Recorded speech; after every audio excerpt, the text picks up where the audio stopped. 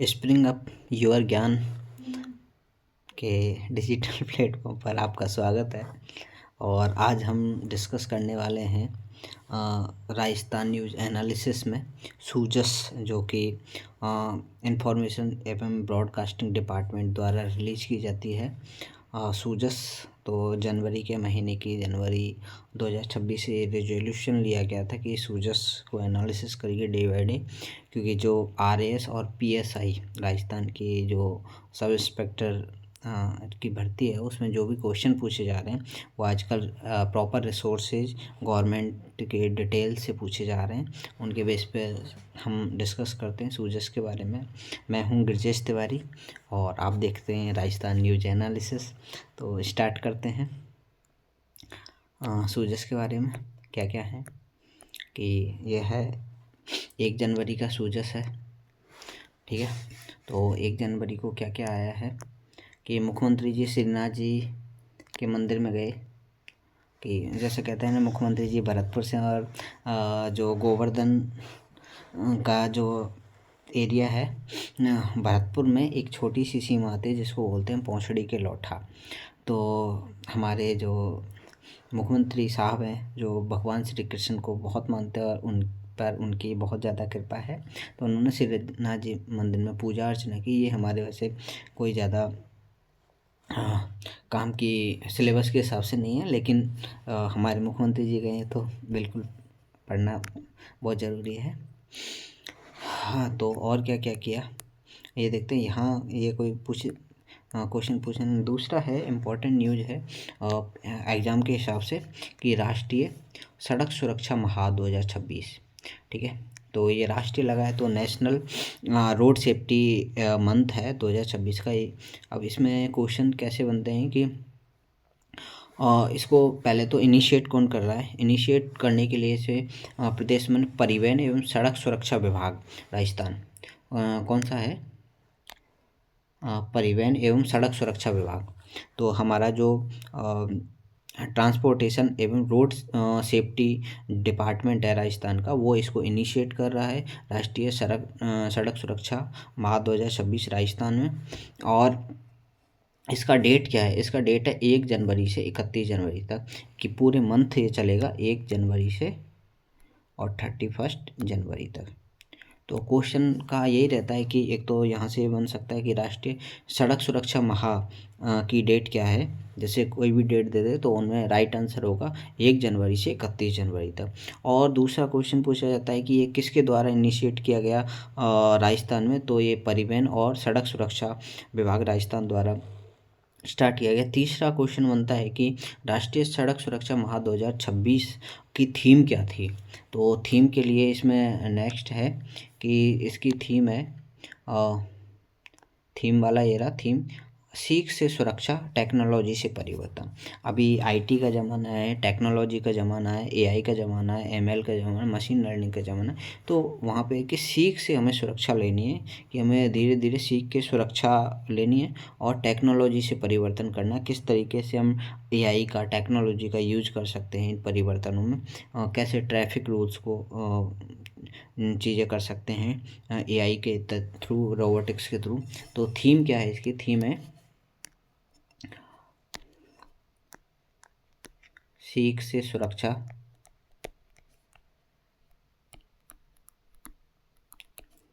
और टेक्नोलॉजी से परिवर्तन, टेक्नोलॉजी से परिवर्तन ये है, ठीक है। तो इसकी ये थीम हो गई। तो इम्पोर्टेंट 3 क्वेश्चन यहाँ से बन गए राष्ट्रीय सड़क सुरक्षा माह से। तो स्टेटमेंट में भी ये क्वेश्चन पूछे जा सकते हैं, डेट चेंज कर सकता है, थीम चेंज कर सकता है। तो ये 3 क्वेश्चन इंपॉर्टेंट होते हैं यहाँ से। और देख लें सड़क, अब इसका उद्देश्य क्या है, ऑब्वियसली वही है कि सड़क सुरक्षा माह कि सड़क दुर्घटनाओं में कमी लाने के लिए जनजीवन को सुरक्षित बनाना और जागरूकता करना। अब इसमें क्या क्या किए जाएंगे, इसमें किए जाएंगे कि आजकल क्वेश्चन कुछ भी पूछ लेते हैं, इसलिए पूरा जागरूक किससे, साइकिल रैली, रैली, दोपहिया वाहन रैली, पैदल रैली, ईवी के वाहनों को बढ़ावा देने के लिए आमजन के साथ सड़क सुरक्षा ये किए जाएंगे।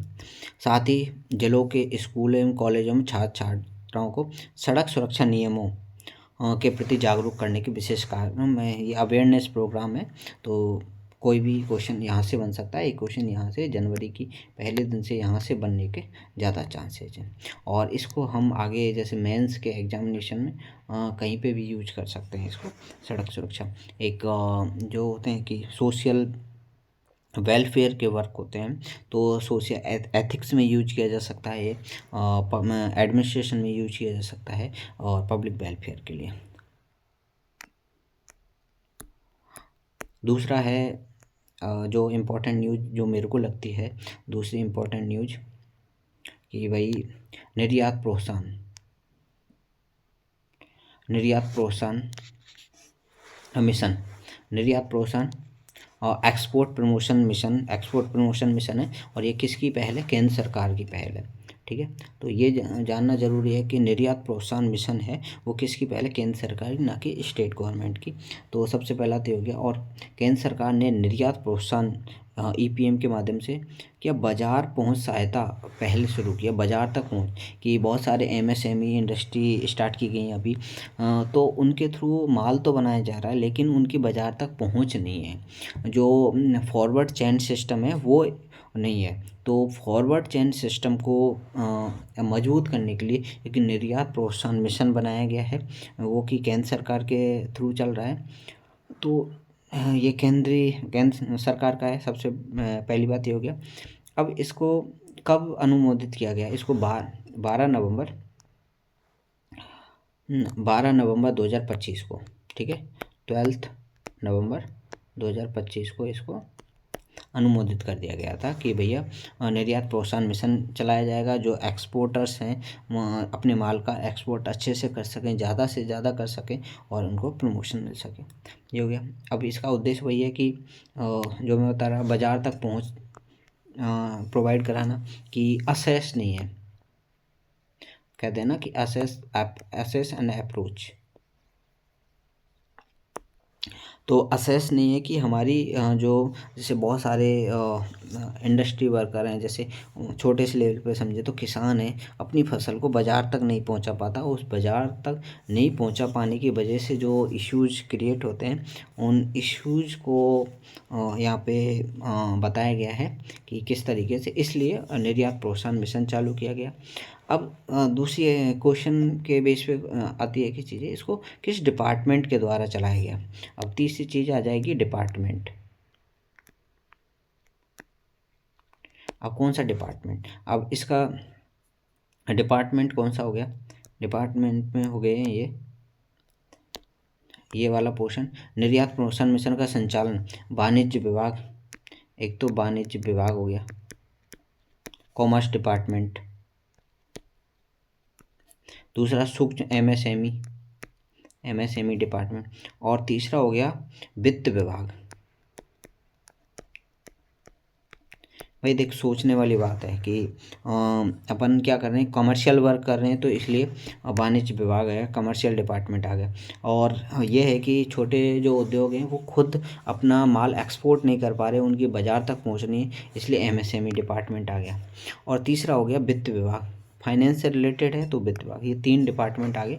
ये कॉमन सेंस से अपने सोच के यूज करना चाहिए इन चीज़ों का। अब इसका उद्देश्य क्या है? मेन उद्देश्य वही है कि हमें बाज़ार तक पहुंच बनानी है। अब इसका उद्देश्य भारतीय निर्यातकों, विशेष रूप से सूक्ष्म एमएसएमई वाले, बड़े नहीं, एमएसएमई वाले जो निर्यातक हैं उनको पहली बार निर्यात करने वाले तथा प्राथमिकता क्षेत्र वाले, जो प्रायोरिटी सेक्टर वाले जो एमएसएमई हैं, उनकी अंतर्राष्ट्रीय बाज़ार तक पहुंच बनाना। ठीक है, अंतर्राष्ट्रीय बाज़ार तक हम हमारे माल को एक इंटरनेशनली ब्रांड बना सकें, इंटरनेशनली एक्सपोर्ट कर सकें। और जितना ज़्यादा एक्सपोर्ट करेंगे उतनी ही हमारी इकोनॉमी मजबूत होगी, हमारी जीडीपी मजबूत होगी। ये सारी चीज़ इकोनॉमिक टर्म है, इकोनॉमी से रिलेटेड ही है। तो इन्होंने क्या किया है, भारतीय दूतावासों और प्रोत्साहन कमेटी बनाई गई, ये सारी चीज़ें। तो बाज़ार को परिणाम रिजल्ट ओरिएंटेड बनाने के लिए सारी चीज़ें की जा रही हैं। तो इसमें यही है। अब इसमें क्या क्या किया जाए? प्रमुख बाजार पहुंच कार्यक्रमों में 3 से 5 साल तक 3 से 5 साल तक का एक दूरदर्शी कैलेंडर पहले से तैयार किया जाएगा, पहले से प्लानिंग की जाएगी कि क्या है, जिससे निर्यातक और आयोजन एजेंसियों को समय से काफ़ी पहले भागीदारी की योजना पहले से पता चल सके। तो इसमें यही है कि 3 से 5 साल का, यहाँ से भी एक स्टेटमेंट उठ सकता है कि 3 से 5 साल तक का दूरदर्शी कैलेंडर बनाया जाएगा।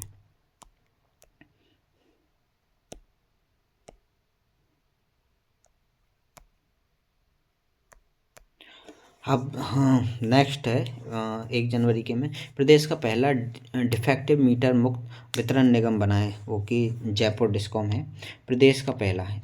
अब यहीं से एक वन लाइनर क्वेश्चन बनता है कि डिफेक्टिव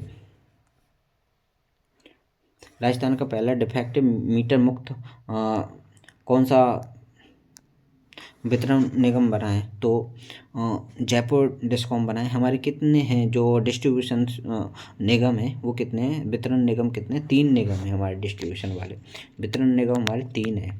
ठीक है, कौन कौन से, एक जोधपुर है, एक जयपुर है और एक अजमेर है। और उनमें से जयपुर जो है, जयपुर वितरण निगम है, वो उसका जयपुर डिस्कॉम है, वो डिफेक्टिव मीटर मुक्त बन गया है और आजकल स्मार्ट मीटर लग रहे हैं। तो यहाँ से ये क्वेश्चन बनने का एक बनता है कि ये क्वेश्चन बन सकता है। नेक्स्ट न्यूज़ क्या है,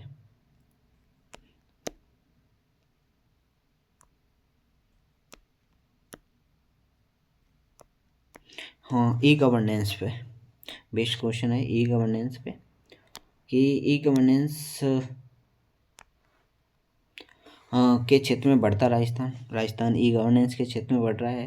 कैसे बढ़ रहा है, अभी यहाँ पे जो बुलेटिन है जन आधार के बेस पे, जन आधार को डिजी लॉकर पर भी उपलब्ध हो जाएगा। हम डिजी लॉकर जो कि इंडियन गवर्नमेंट द्वारा, सेंटर द्वारा प्रायोजित जो एक ऐप है जहाँ पे डेटाबेस सिस्टम है, तो उस डेटाबेस सिस्टम में हमें सारी डिटेल्स मिल जाती हैं, हमारी सारी डिजिटलाइज फॉर्म में जो पेपर हैं वो मिल जाते हैं। अभी उससे जन आधार को भी वो कर दिया है, अटैच कर दिया है। अब जन आधार को लेके नहीं घूमना पड़ेगा। अब इसके क्या क्या फ़ायदे हैं, कहीं भी जन आधार को डाउनलोड कर सकते हैं अपन, और जन आधार से सारी डिटेल मिल जाती हैं। जो भी हमारे राजस्थान के जो भी निवासी हैं, नागरिक हैं, उनकी सारी डिटेल मिल जाएंगी और जो भी सुविधा हैं वो हम डिजिटली रूप से ले सकेंगे। अब ये नहीं रहेगा कि भाई मेरे पास जन आधार नहीं है, जन आधार निकल के आ जाएगा और हम डिजिटली दिखा सकते हैं और सारे काम हमारे एक्सेप्ट हो जाएंगे। तो ऑब्वियसली ई गवर्नेंस के क्षेत्र में ये बढ़ता हुआ है। अब इसका यूज हम RS पेपर 3 में यूज कर सकते हैं गवर्नेंस के मामले में। और जो स्मार्ट गवर्नेंस लिखते हैं हम, तो स्मार्ट गवर्नेंस में अब हम ये जन आधार वाला भी जोड़ देंगे। तो यहाँ से हमारे पेपर RS के पेपर नंबर 3 के लिए बहुत इम्पोर्टेंट है। अब यहाँ से एक और क्वेश्चन बनता है हाँ, नई दिल्ली में 14 से 16 जनवरी को राष्ट्रमंडल देशों की संसदीय संस्थाओं के प्रतिनिधियों का सम्मेलन है। अब 14 से कब है, एक तो ये कि राष्ट्रमंडल, एक क्वेश्चन बनता है राष्ट्रमंडल देशों के संसदीय संस्थाओं के प्रतिनिधियों का सम्मेलन कब है, 14 से 16 जनवरी को, और कहाँ पे है, नई दिल्ली में। तो यहाँ से ये क्वेश्चन और इसके जो भी चीज़ें आएंगी उनको देखते हैं कि कौन ये करते हैं। और ये राष्ट्रमंडल देशों का संसदीय संस्थाओं के प्रतिनिधियों का सम्मेलन है, वो 2 साल में एक बार होता है, द्विवर्षीय सम्मेलन है वो। कैसा है, द्विवर्षीय सम्मेलन है। अब और इसकी मेज़बानी अब की बार नई दिल्ली को मिली है। तो ये अपने आप में इम्पॉर्टेंट है कि जो कॉमनवेल्थ कंट्रीज़ हैं उनकी जो पार्लियामेंट्री जो संस्था हैं उनके जो प्रतिनिधि हैं उनका सम्मेलन हो रहा है और ये नई दिल्ली में हो रहा है। ये इंटरनेशनल न्यूज़ है, तो अपने आप में नई दिल्ली को अब की बार मेज़बानी करने की अपॉर्चुनिटी मिली है। डेफिनेटली अच्छे से हम इसको करेंगे और ये अपने आप में दिखाने वाली चीज़ है कि ये सॉफ्ट पावर को दिखा रही है, हमारी इंडिया की सॉफ्ट पावर को दिखा रही है। और इससे हमारी संस्कृति को जो राष्ट्रमंडल देश हैं, जो कॉमनवेल्थ देश हैं, वो देखेंगे। और हमारी जो वैश्विक ब्रांड, अब इसके क्या क्या इम्पैक्ट हो सकते हैं एग्जैक्टली सबसे बड़ी चीज़ है कि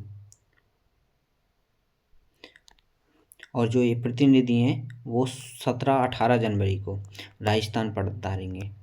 तो अपने आप में ये भी एक इम्पॉर्टेंट है, राजस्थान की कला एंड संस्कृति देखने को मिलेगी उनको।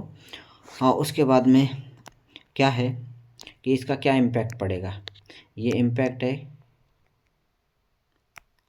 कि जो हमारी इंडियन कल्चर है और उसका वैश्विक ब्रांड बनेगी उसकी।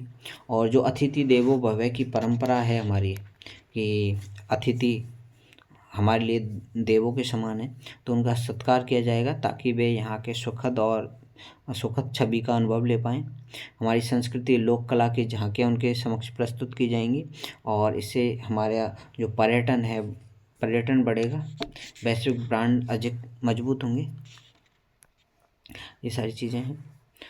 नेक्स्ट देखते हैं 2 जनवरी की खबर क्या क्या रहती हैं भाई। हाँ, 2 जनवरी के लिए हैं कि सफल आयोजन से राजस्थान आईटी हब बनेगा। अब हाँ, हमारे यहाँ पे 4 से और 6 जनवरी को, फ़िलहाल हम 5 जनवरी में अभी वीडियो रिकॉर्ड कर रहे हैं, तो अभी डिजी फेस्ट चल रहा है। तो राजस्थान डिजी फेस्ट टाई ग्लोबल समिट है ये, राजस्थान डिजी फेस्ट टाई ग्लोबल समिट 2026। इसका आयोजन 4 से 6 जनवरी को JICC सीतापुरा जयपुर में हो रहा है। ठीक है, तो आईटी हब बनाने के लिए बहुत सारे इन्वेस्टर्स आएंगे और बहुत सारे जो नवाचार हैं उनको देखेंगे।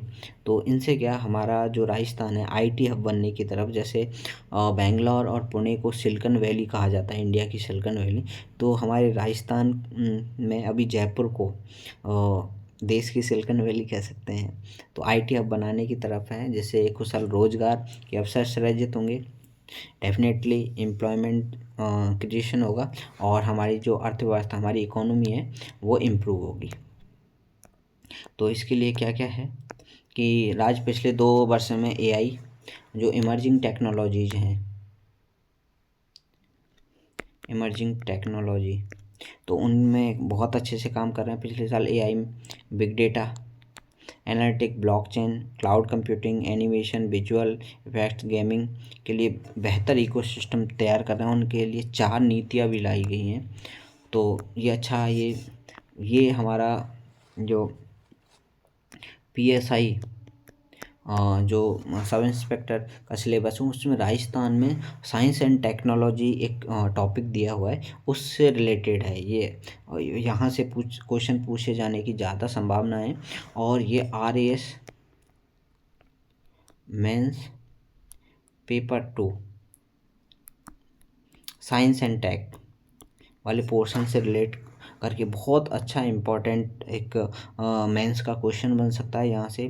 क्या आने वाले दशक में राजस्थान एक अच्छा आईटी हब बन सकता है, इसका समालोचनात्मक परीक्षण कीजिए। तो डेफिनेटली हम इसकी इस जो भी हमारे पास डेटा है इसके बेस पे कर सकते हैं, हमारे पास अच्छे फैक्ट हैं। हाँ, राजस्थान मजबूत डिजिटल इंफ्रास्ट्रक्चर बनाने के लिए 4 से 6 जनवरी को डिजी फेस्ट का आयोजन किया जा रहा है।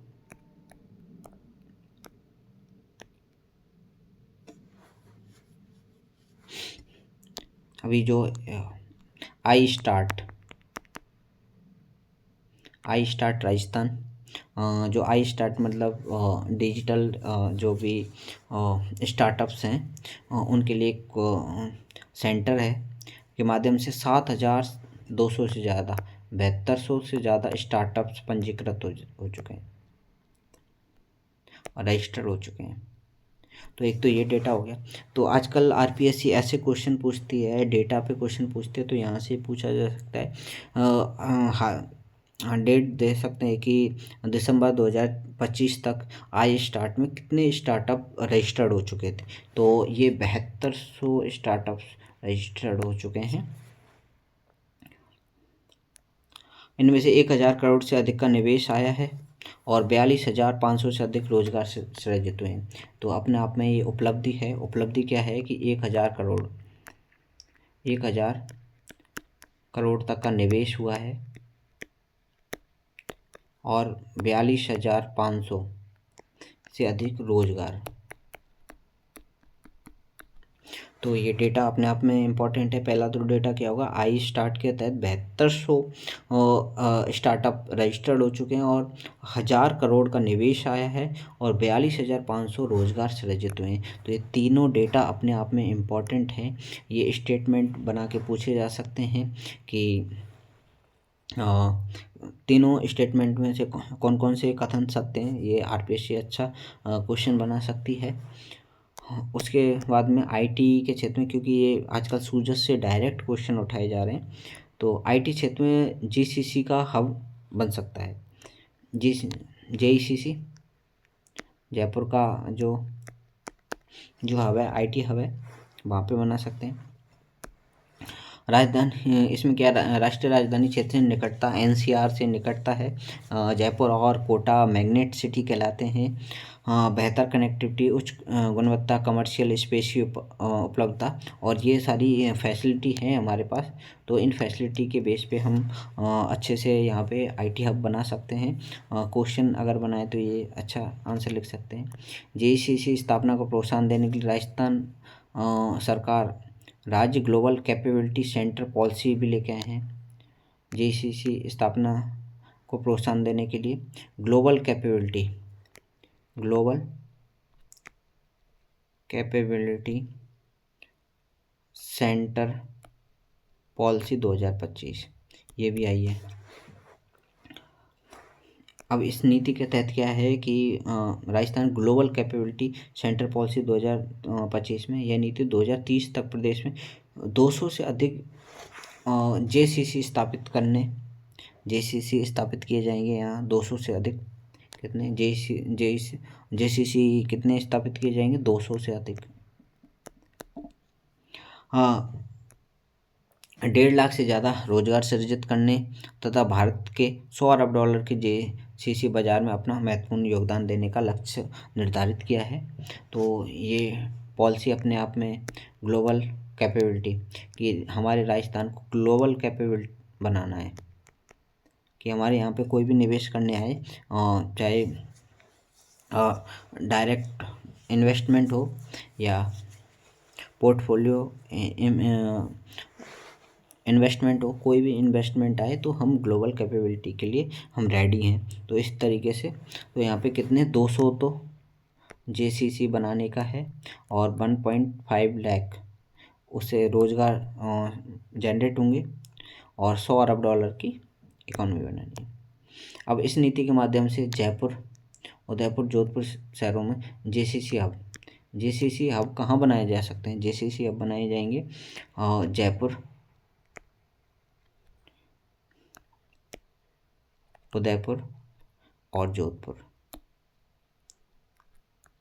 जयपुर, उदयपुर और जोधपुर में 3 जेसीसी हब बनाए जा सकते हैं, जयपुर, उदयपुर एंड जोधपुर। तो ये एक और इम्पोर्टेंट डेटा है, इसको भी याद रख सकते हैं। नेक्स्ट है, अब एक बहुत बड़ी चीज़ है कि विश्व स्तरीय डेटा सेंटर इकोसिस्टम विकसित होगा। क्या राजस्थान में विश्व स्तरीय डेटा सेंटर इकोसिस्टम विकसित हो सकता है? हमें बिग डेटा सेंटर चाहिए। अगर आईटी की कोई भी चीज़ चलानी है तो डेफिनेटली हमें डेटा सेंटर का इकोसिस्टम विकसित करना पड़ेगा। अब इकोसिस्टम में क्या क्या हो सकता है, क्या क्या हम यहाँ पे इंफ्रास्ट्रक्चर डेवलप करेंगे।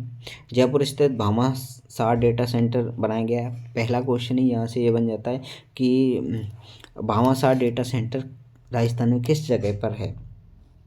तो भामाशाह डेटा सेंटर राजस्थान में जयपुर में स्थित है। तो ये 800 रैक वाला state of art tier data centre है। अब इधर जैसे पूछ सकते हैं कि इसमें कितने रैक हैं, तो 800 रैक वाला है। ठीक है, 800 रैक वाला है। ये सरकारी स्वामित्व वाला देश का सबसे बड़ा डेटा सेंटर है। देश का सबसे बड़ा डेटा सेंटर है जयपुर का भामाशाह डेटा सेंटर।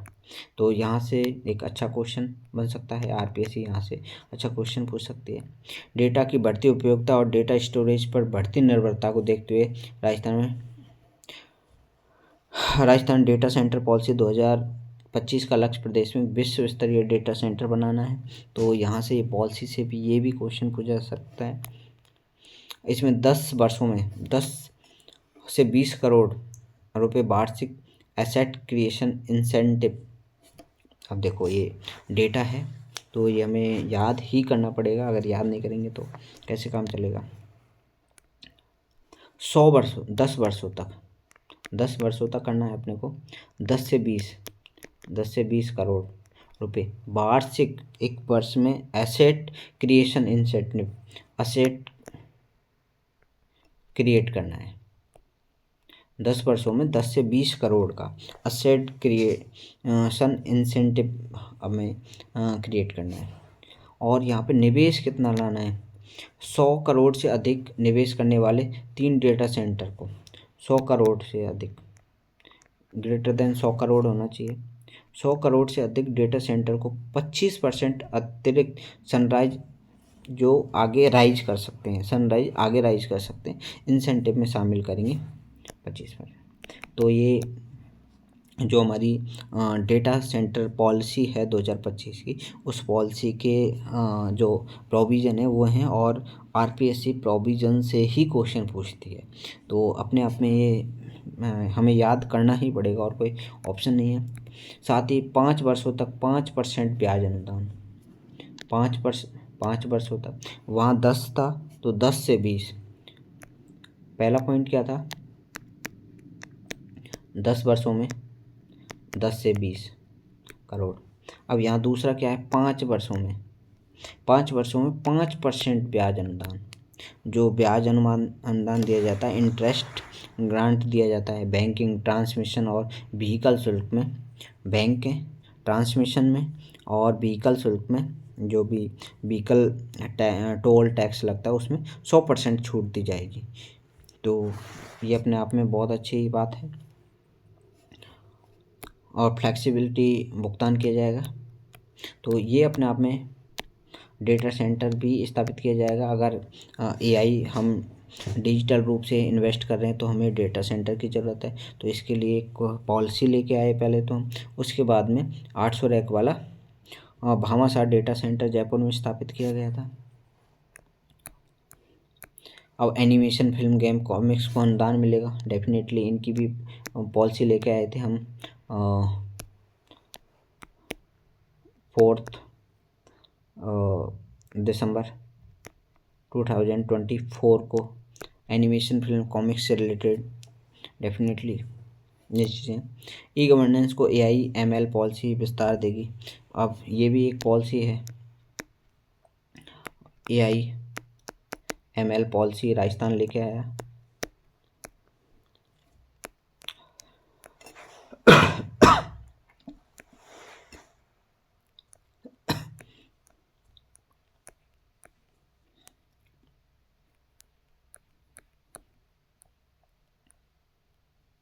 अब नेक्स्ट न्यूज़ है, स्थानीय उत्पाद प्रदेश की आर्थिक समृद्धि के आधार है। स्थानीय उत्पाद जो लोकल प्रोडक्ट हैं, लोकल प्रोडक्ट जैसे क्या हो गया, जैसे अलवर का कलाकंद, जिसको मिल्क केक बोलते हैं, तो वो अपने आप में स्थानीय उत्पाद है।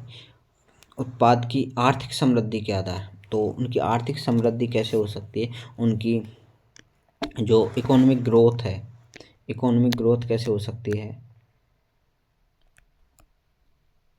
तो उनकी क्या क्या पिलर्स हो सकते हैं इसके लिए।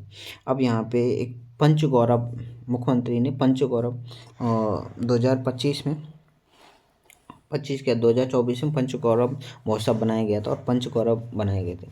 अब जैसे अब पंचगौरव कार्यक्रम की जानकारी मिले सभी विद्यार्थियों को और आमजन की गतिविधियों से जुड़ाव। अब जैसे पंचगौरव में क्या क्या आते हैं, पंचगौरव में हम देख लेते हैं कि 5 चीज़ों को देखा जाता है पंचगौरव में।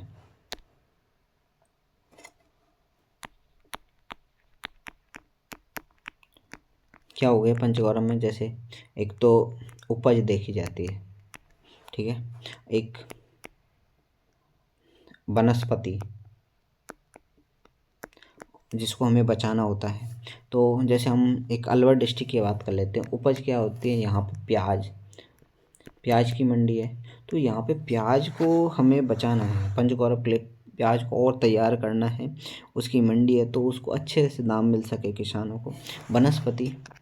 वनस्पति के लिए अलवर में एक अर्जुन की छाल आती है, ठीक है, अर्जुन की छाल को एक पाउडर फॉर्म में यूज करते हैं, जैसे बीपी कंट्रोल करने में बहुत ज़्यादा सहायक रहती है और अपने आप में अच्छी चीज़ है। एक यहाँ पे खेल को देखेंगे तो खेल यहाँ पे कुश्ती हो जाता है। एक पर्यटन को देखते हैं, पर्यटन स्थल कौन सा है यहाँ पे, सरिस्का। एक उपज हो गया, एक वनस्पति हो गया, एक खेल हो गया, एक पर्यटन हो गया और एक और कोई चीज़ है। तो इन सारी चीज़ों को देख के क्या होगा कि स्थानीय जो उत्पाद हैं उनसे आर्थिक समृद्धि के आधार हैं। तो पंचगौरव में हमें सब लोगों को बताना चाहिए पंचगौरव प्रोग्राम क्या है, इससे क्या चीज़ें होंगी। तो इनसे भजन लाल जी ने क्या कहा, आर्थिक समृद्धि के मूल हैं क्या क्या है, इस दिशा में प्रत्येक जिले में स्थानीय विशिष्टता एवं विरासत के संरक्षण संवर्धन के लिए पंचगौरव कार्यक्रम अभिनव की पहल की है। पंचगौरव कार्यक्रम की पहल की इस चीज़ के लिए। दूसरा क्या हो गया, पंचगौरव कार्यक्रम प्रत्येक जिले में चिन्हित तत्वों को प्राथमिकता के अनुसार दीर्घकालीन योजना बनाई जाएगी। मुख्यमंत्री ने कहा कि पंचगौरव पे है कि पंचगौरव कार्यक्रम को अपने को आगे तक लेके जाना है। एक उत्पाद और हो गया उत्पाद, ठीक है। तो एक उत्पाद वाली बात थी यहाँ पे। 5 चीज़ों में उत्पाद क्या होता है, यहाँ पे अपने ऑटोमोबाइल अलवर का जैसे देखते हैं तो ऑटोमोबाइल जो प्रोडक्ट हैं, जो उत्पाद हैं वो एक उत्पाद हो गए। तो ये सब हमारे यहाँ पे जैसे भिवाड़ी हो गया, नीमराना हो गया, तो यहाँ पे यही सारी चीज़ें बनाई जा रही हैं ऑटोमोबाइल के क्षेत्र में।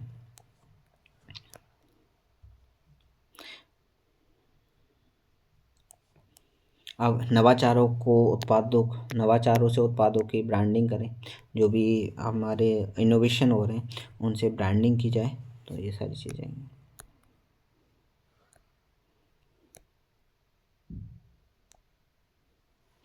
एक नया क्वेश्चन है, राजस्थान युवा एवं खेल महोत्सव 2026। राजस्थान युवा एवं खेल महोत्सव 2026 है।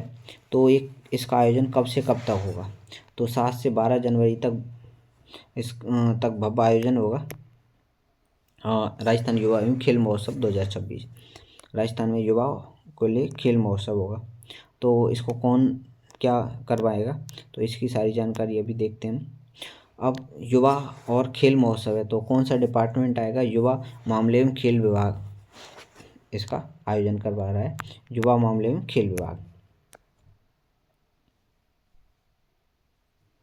अब इसमें क्या क्या होगा, क्या क्या चीज़ें हो सकती हैं, इसके लिए एक्टिविटीज़ ये हैं। साथ ही साहसिक खेल गतिविधियाँ होंगी, सांस्कृतिक कार्यक्रम, पुलिस और MGD बैंड वादन, स्टार्टअप आइडिया थॉन जैसे आयोजन भी आकर्षण के केंद्र होंगे।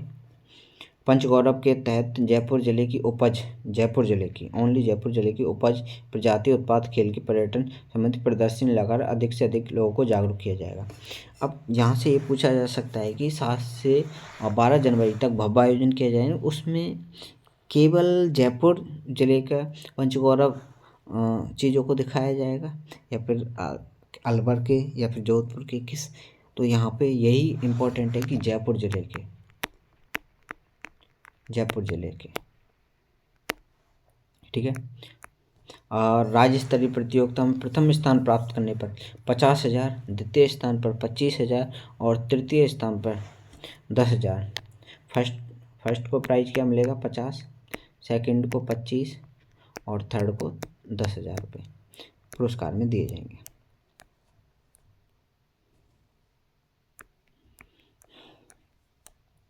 और अब नेक्स्ट 3 जनवरी में क्या है? राजस्थान डिजी फेस्ट टाई ग्लोबल समिट 4 से 6 जनवरी को JECC नाम होगा। ये इम्पोर्टेंट डेट है, 4 से 6 जनवरी। और कहाँ पे होगा? JECC में, सीतापुरा।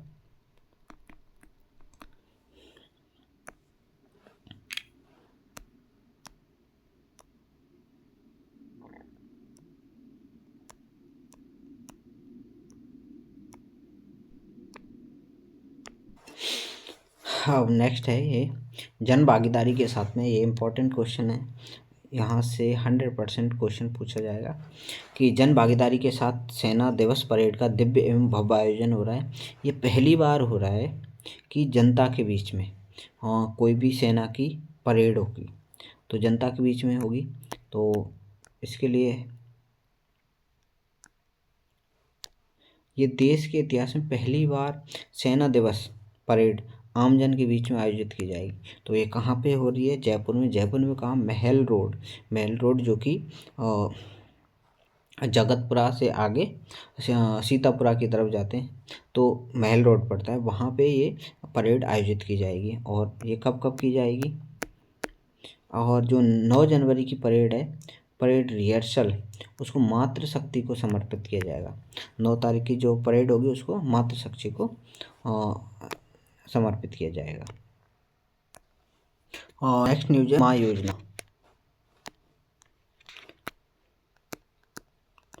मुख्यमंत्री आयुष्मान आरोग्य योजना, ये पहले जो कांग्रेस गवर्नमेंट के काल में ये चिरंजीवी योजना के नाम से जानी जाती थी। फिर भाजपा के काल में, भजनलाल सरकार में, इसको अब माँ योजना के नाम से जानते हैं, मुख्यमंत्री आयुष्मान आरोग्य योजना के नाम से जानते हैं। और इसमें 25 लाख रुपए तक का बीमा कवरेज है। अब इसमें अभी अपडेट क्या किया गया है कि इसमें अब इसमें एक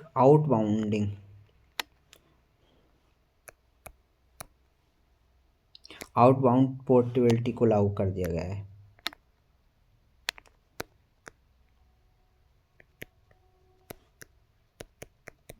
आउटबाउंड पोर्टेबिलिटी क्या होती है? आउटबाउंड पोर्टेबिलिटी होती है कि अगर जैसे राजस्थान के कोई भी लोग हैं, जो भी नागरिक हैं, वो माँ योजना के तहत आते हैं और वो कहीं बिहार, दिल्ली या फिर अहमदाबाद जैसे सिटी में रहते हैं, तो उनको ये नहीं है कि उनको इस योजना का लाभ वहाँ पे नहीं मिलेगा। उनको कोई भी इलाज कराने के लिए राजस्थान में ही आना पड़ेगा। राजस्थान के जो भी हॉस्पिटल हैं वहीं पे इलाज कराना पड़ेगा। अब उनकी जो पोर्टेबिलिटी है, उनको अब बाउंडेशन रोक दी हैं। अब बाउंडेशन को, उनकी सीमाएं हटा दी हैं। अब वो है कि अब जैसे दिल्ली में, अहमदाबाद में, कहीं पे जहाँ है वहाँ पे इलाज करा सकते हैं। और वहाँ के जो रजिस्टर्ड हॉस्पिटल हैं वहाँ पे इस माँ योजना का नाम भी मिलेगा। इसीलिए हेडिंग बनी है कि माँ योजना को अब पूरे देश में इलाज की सुविधा दे दी गई है। पूरे देश में इलाज दे दिया गया है कि कहीं पे भी आप कर सकते हैं। लेकिन 2 ऐसी जगह हैं जहाँ पे उन वहाँ के हॉस्पिटल्स में माँ योजना लागू नहीं होगी। वो हैं, कौन कौन से हैं? तमिलनाडु और कर्नाटक। 2 ऐसे हैं, तमिलनाडु और कर्नाटक। 2 ऐसे राज्य हैं, वहाँ पे छोड़ के और सभी राज्यों में माँ योजना की आउट बाउंड पोर्टेबिलिटी लागू कर दी गई है। ये चीज़ें तो, और इसमें क्या क्या इम्पोर्टेंट है? और ये निःशुल्क उपचार के लिए, निःशुल्क एंड कैशलेस उपचार हुआ है। ठीक है।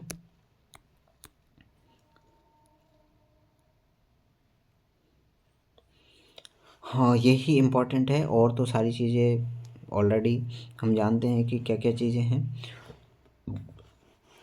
इसकी। अभी इसमें 19 दिसंबर से, और इसकी डेट भी, आजकल डेट भी पूछ लेते हैं, 19 दिसंबर 2025 से आउटबाउंड पोर्टेबिलिटी को लागू कर दिया गया है इसमें भी।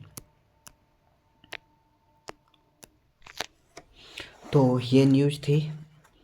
तो आपको ये सेशन कैसा लगा, आप कमेंट में लिखिए और हमें बताइए, और हम क्या क्या इम्प्रूव कर सकते हैं। और इसकी जो MCQ क्लासेस हैं वो हम नेक्स्ट सेशन में लेके आएंगे कि इस 1 से 4 जनवरी तक की जो सूजस है इससे क्या क्या MCQ जो बन सकते हैं, जो कि RAS और PSI बेस होंगे, उनके बेस पे पूछे जा सकते हैं। गवर्नमेंट क्या, RPSC क्या पूछ सकती है, उन सारी चीज़ों को ध्यान में रखते हुए हम उनको बनाएंगे। तो देखते रहिए स्प्रिंग अप योर ज्ञान चैनल, और हमें सजेशन देते रहिए, और हमारे चैनल को ज़्यादा से ज़्यादा लोगों तक पहुंचाइए, जिससे कि उन तक रीच पहुंच सके और वो इस अच्छे कंटेंट का फ़ायदा उठा सकें। तब तक के लिए आपके लिए थैंक यू, और देखते रहिए स्प्रिंग अप योर ज्ञान चैनल। Thank you.